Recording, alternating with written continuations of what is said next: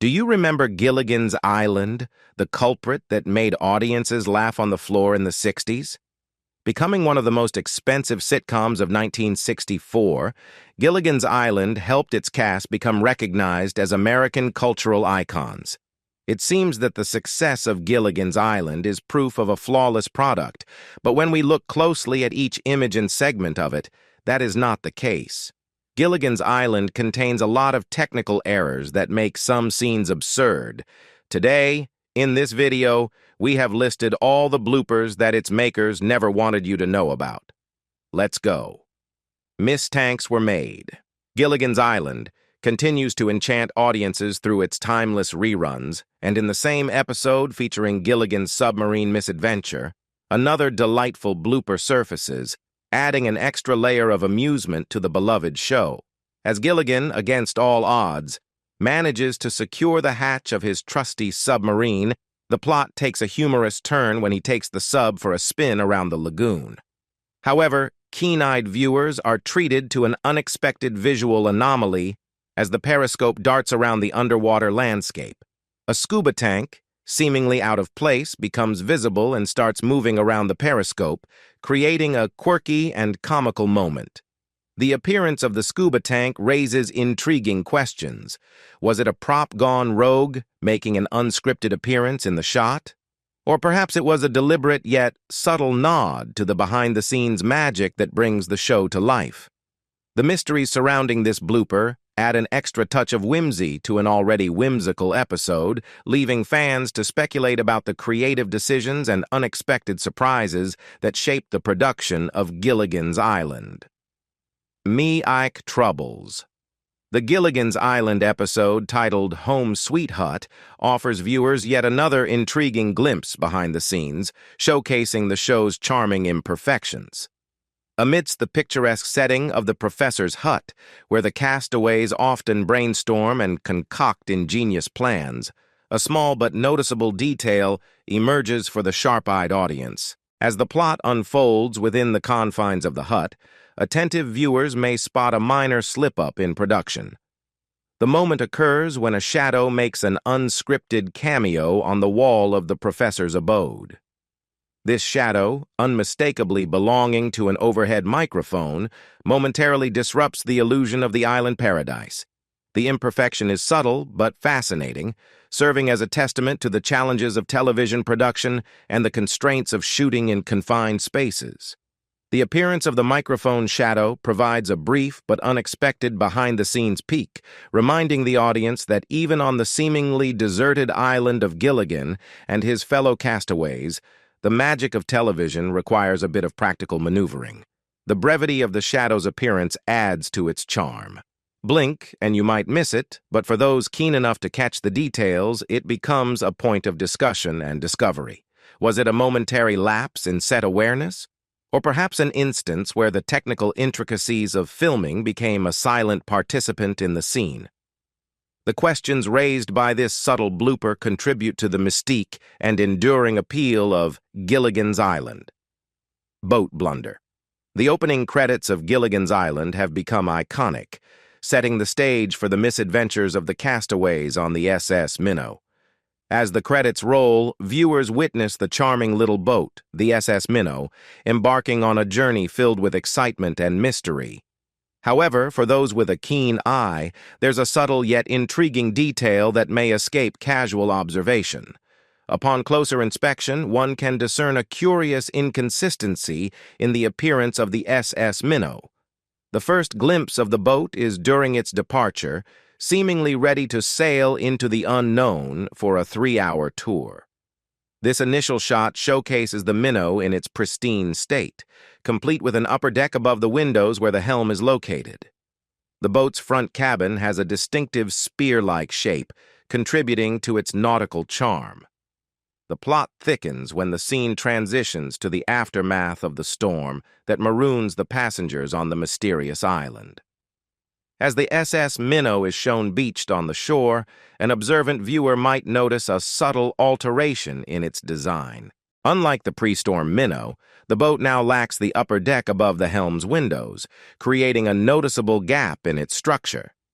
Furthermore, the front of the cabin appears straight rather than maintaining the previously seen spear-like configuration. This inconsistency in the visual representation of the SS Minnow has sparked discussions among fans and critics alike. Some speculate that it may be a production oversight or a deliberate choice made for artistic or practical reasons. Others posit that it could be an intentional nod to the whimsical and unpredictable nature of the show itself, where reality often takes a backseat to humor and creativity. The illusion unfolds. The inaugural episode of Gilligan's Island, titled Two on a Raft, sets the stage for the misadventures of the castaways, and even in this seemingly idyllic beginning, keen-eyed viewers can detect subtle hints that not everything in this picture-perfect scenario is as it seems. As Gilligan and the skipper embark on their ill-fated journey, a surprising revelation awaits those who scrutinize the scene closely: the presence of an unexpected peril. Sharks. The skipper sets sail with Gilligan, and in a moment of dramatic tension, the facade of the pristine island backdrop begins to crack. An attentive viewer will discern an artificial sky behind the water tank, and as the sailboat navigates the waters, the fabric of this backdrop shows its true nature. Notably, the backdrop creases, revealing the artificiality of the painted sky, and a discernible gap emerges between the water and the bottom of the backdrop. The question arises: was this intentional, clever, and playful nod to the show's whimsical spirit, or was it an inadvertent accident that slipped through the production cracks? The deliberate inclusion of such a detail could be seen as a wink to the audience, acknowledging the show's inherent theatricality and embracing the notion that the Island Paradisi is a carefully crafted illusion. On the other hand, it could be a result of the challenges inherent in television production, where the quest for realism sometimes encounters the limitations of practicality. Mixed signals. The peculiar choice of radio call signs in Gilligan's Island adds an intriguing layer of incongruity to the show's portrayal of the castaways' attempts to stay connected with the outside world. A keen-eared viewer might notice an oddity when the radio announcer discloses the call sign of the station. The stranded crew tunes into, "It always begins with a W." Here lies the quirk. Radio stations with call signs starting with W are conventionally designated for stations east of the Mississippi River in the United States, while stations west of the river typically have call signs starting with K. The castaways, stranded in the vast expanse of the South Pacific, should logically be picking up signals from stations located west of the Mississippi.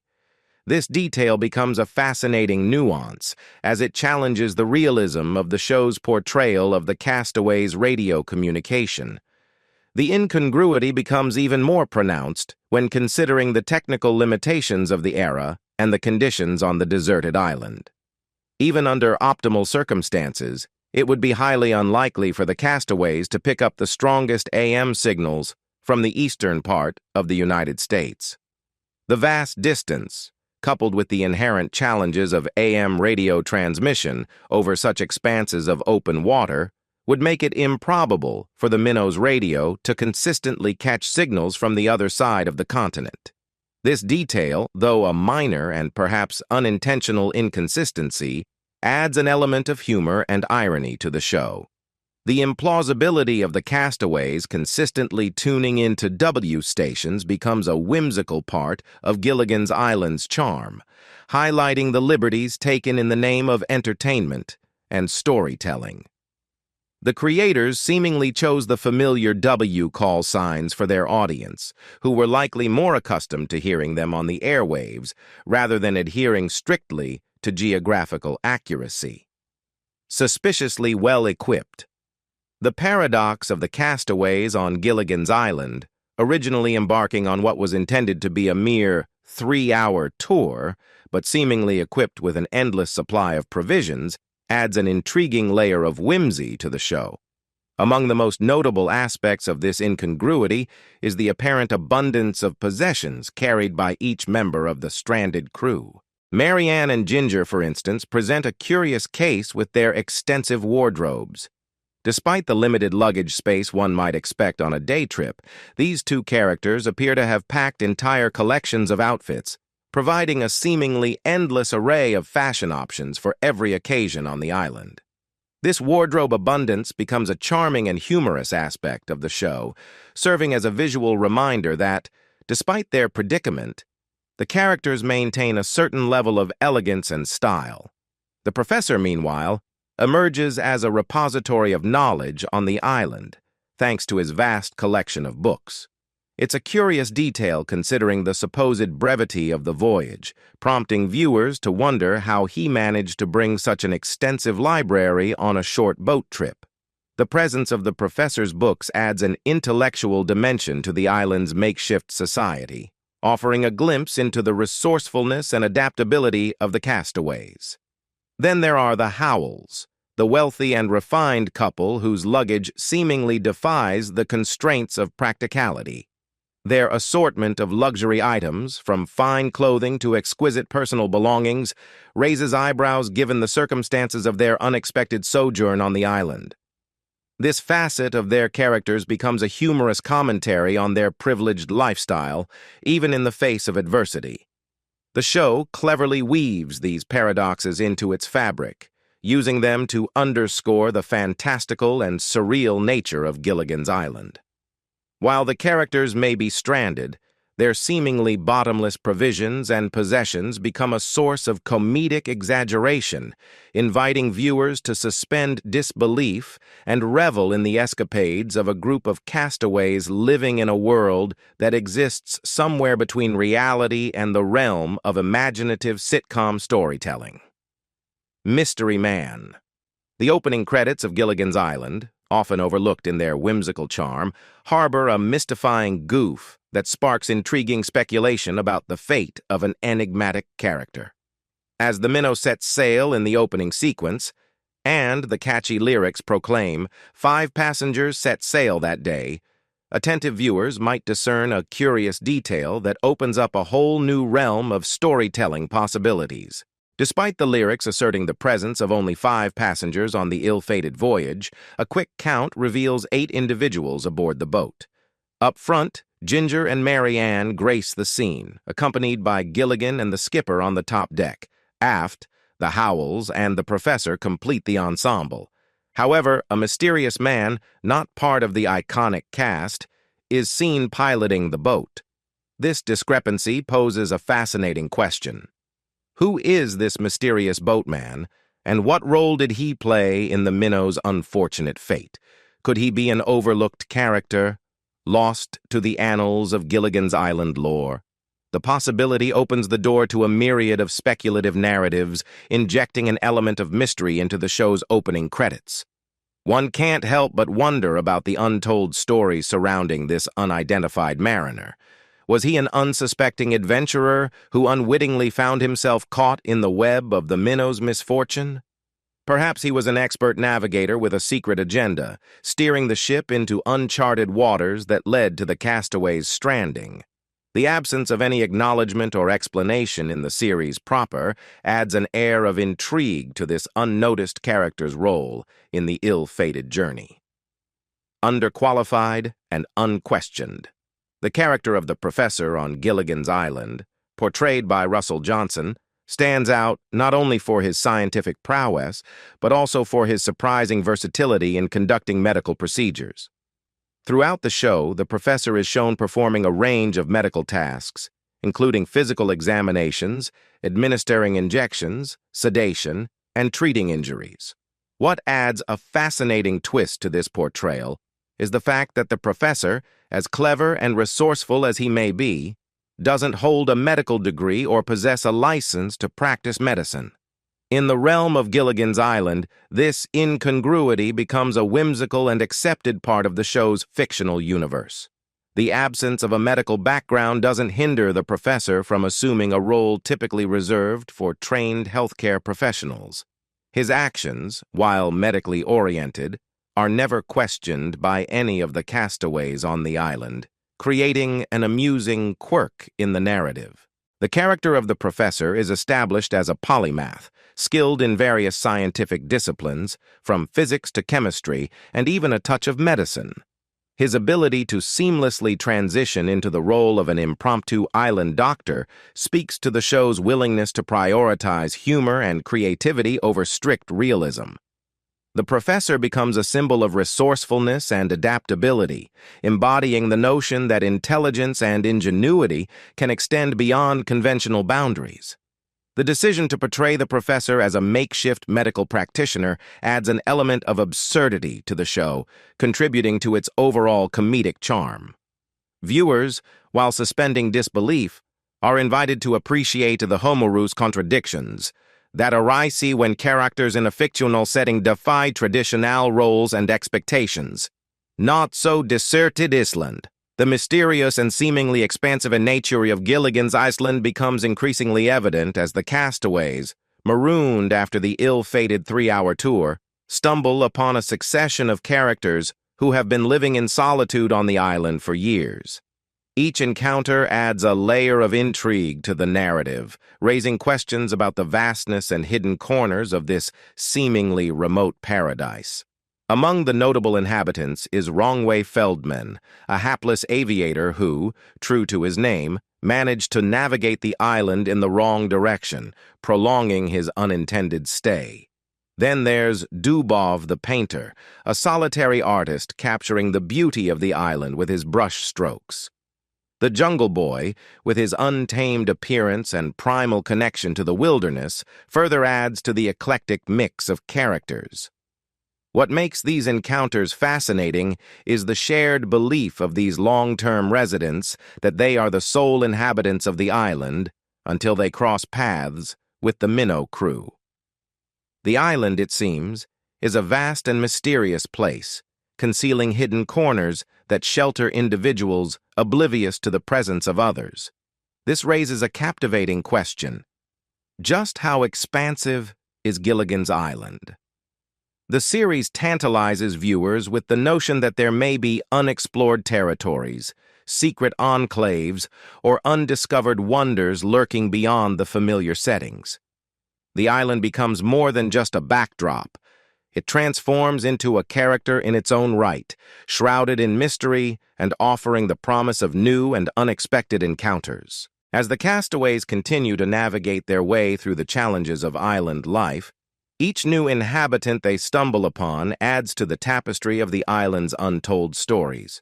The narrative, while rooted in comedy and lightheartedness, hints at the vastness of this fictional locale, encouraging viewers to imagine the uncharted territories and hidden mysteries that might await discovery. Not even a sniffle. The intriguing dynamics of character details in Gilligan's Island come to the forefront in the episodes Feed the Kitty and The Friendly Physician, highlighting the delicate balance between established traits and the nuances of on-screen storytelling. In the episode of Feed the Kitty, viewers are introduced to Mrs. Howell's allergy to cats, a characteristic that adds a layer of humor and potential plot complications to the narrative. This established trait becomes a notable point of reference for fans who later notice a seeming inconsistency in The Friendly Physician. In this episode, a cat makes an appearance, prompting some viewers to question the continuity of Mrs. Howell's allergic reaction. Upon closer inspection, it becomes clear that Mrs. Howell does not share any scenes with the cat in question, and her brief contact with it is not substantial enough to trigger her allergy. This attention to detail in scripting and staging helps maintain continuity in the show's portrayal of Mrs. Howell's character. The deliberate decision to keep her at a distance from the cat ensures that the established trait of her cat allergy remains intact, avoiding any conflict with the narrative. This nuanced approach reflects the meticulous storytelling employed by the creators of Gilligan's Island. While Mrs. Howell's allergy is a consistent part of her character, the handling of the cat in The Friendly Physician demonstrates a thoughtful consideration of the established traits and their applicability to specific scenes. It showcases the show's ability to balance comedic elements with a commitment to maintaining the integrity of each character's personality traits. Words, schmords. The opening lyrics of Gilligan's Island, claiming the castaways landed on a desert island, present a delightful paradox that adds to the whimsy of the show. Upon closer inspection, however, the lush jungle surrounding the castaways clearly contradicts the popular notion of a barren and desolate landscape associated with the term desert island. This apparent inconsistency becomes a charming nuance in the narrative, inviting viewers to revel in the playful interplay between language and visual imagery. Further contributing to the intrigue is the characterization of Gilligan as a mighty sailing man in the theme song, a description at odds with his demonstrated lack of sailing prowess throughout the series. Gilligan's frequent mishaps and comical misadventures on the water provide an amusing contrast to the heroic image painted by the lyrics.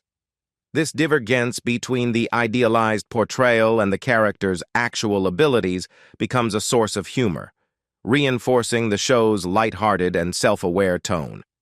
It's worth noting that the term desert island is not necessarily synonymous with a barren, sandy landscape devoid of vegetation.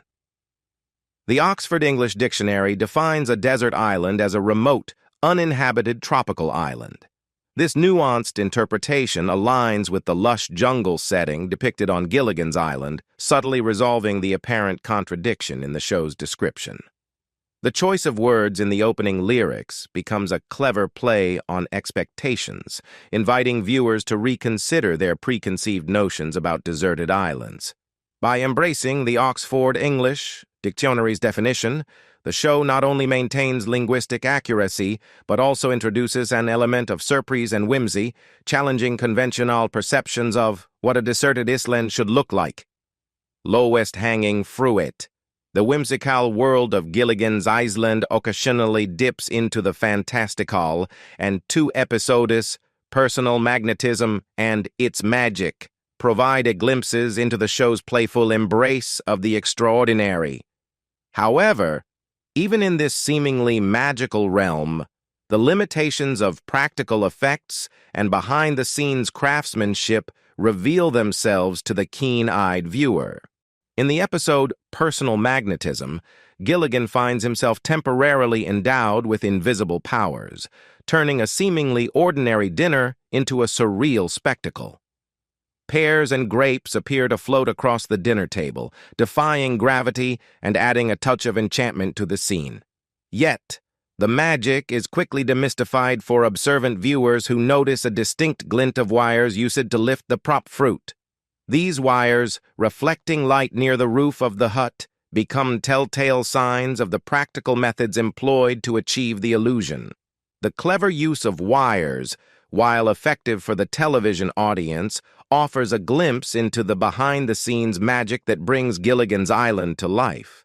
Similarly, in the earlier episode, It's Magic, where the castaways attempt to perform a magic show, the wires used to levitate the table at the end of the episode are briefly visible if one looks closely. This fleeting glimpse of the apparatus responsible for the illusion serves as a charming blooper, reminding viewers that the magic they witness is, in fact, a product of clever staging and practical effects. These instances highlight the show's commitment to infusing humor and fantastical elements into its narrative while acknowledging the constraints of television production. The use of visible wires becomes a playful nod to the audience, inviting them to appreciate the creative solutions employed by the production team to bring moments of magic to the small screen. Running out of steam. While commonly referred to as the SS Minnow, the iconic boat on Gilligan's Island is technically a motor vessel rather than a steamship, which would traditionally be designated SS. In adherence to proper maritime nomenclature, the correct designation for the vessel would be MV Minnow, as it is powered by a diesel or gas engine rather than a steam propulsion system. This distinction in terminology adds a subtle layer of authenticity to the show's maritime elements, highlighting the attention to detail in capturing the specifics of the Minnow's design and functionality. The use of MV aligns with the vessel's actual propulsion system, contributing to the nuanced world building that defines Gilligan's Island. On a related note, the Minnow, portrayed as a 1964 wheeler boat, boasted a maximum cruising speed of 12 knots. This technical detail provides insight into the boat's capabilities and, inadvertently, poses an intriguing implication. With a cruising speed of 12 knots, it becomes apparent that during their supposed 3-hour tour, the Minnow could have covered a distance of no more than approximately 40 miles. This unintentional detail introduces an element of realism to the show's premise. The limited range of the Minnow, as dictated by its cruising speed, adds a touch of irony to the castaway's predicament. The notion that a short 3-hour tour could lead to such an unforeseen and protracted adventure becomes more plausible when considering the vessel's actual capabilities. What do you think about the technical errors during the filming of Gilligan's Island? Leave us your comments in the section below. We hope you have found this helpful video. Don't forget to leave a like, share, and subscribe to the channel if you like it. Thank you for watching this and see you in the next videos. Goodbye.